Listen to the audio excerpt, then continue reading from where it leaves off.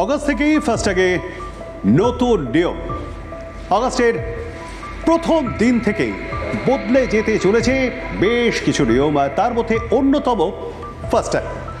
Electronic toll সংগ্রহ ব্যবস্থা প্রক্রিয়ায় ফাস্ট্যাগ বলে পরিচিত।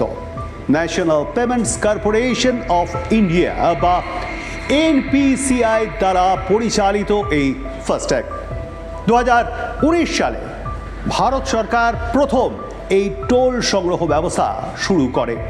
National payments of corporation of India ভারতে খুচরো পেমেন্ট ও সেটেলমেন্ট সিস্টেম পরিচালনার জন্য ফাস্ট্যাগে জোর দেয় কেওয়াইসির ওপর। 1 আগস্ট থেকে জারি করা হয় বেশ কিছু নির্দেশিকা। ফাস্ট্যাগ পরিষেবা দেয় এমন সংস্থাগুলিকে কেওয়াইসি সম্পূর্ণ করতে হবে। 31 অক্টোবরের মধ্যে সম্পূর্ণ করতে হবে কেওয়াইসি আপডেটের কাজ। 3 থেকে 5 বছরের কেওয়াইসি আপডেট করতে হবে।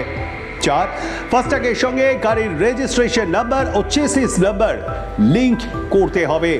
5 গাড়ি কেনার 90 দিনের মধ্যে গাড়ির নাম্বার আপডেট করতে হবে।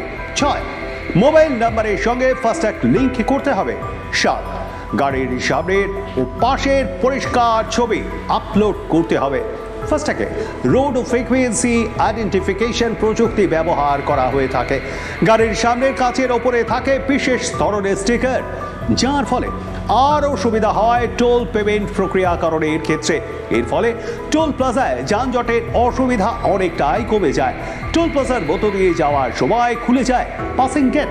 ফাস্ট্যাগ হলো গাড়িগুলির জন্য এক প্রিপেড সুবিধা, যা গোটা দেশ জুড়ে বিভিন্ন টোল প্লাজায় ব্যবহার করা হয়। ফাস্ট্যাগের সঙ্গে লিংক করা ব্যাংক অ্যাকাউন্ট থেকে পেমেন্টেরও সুবিধা রয়েছে।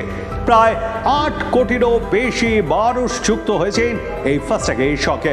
ফাস্ট্যাগ ভারতের ইলেকট্রনিক্স টোল সংগ্রহ ব্যবস্থায় বিশেষ পরিবর্তন এনেছে।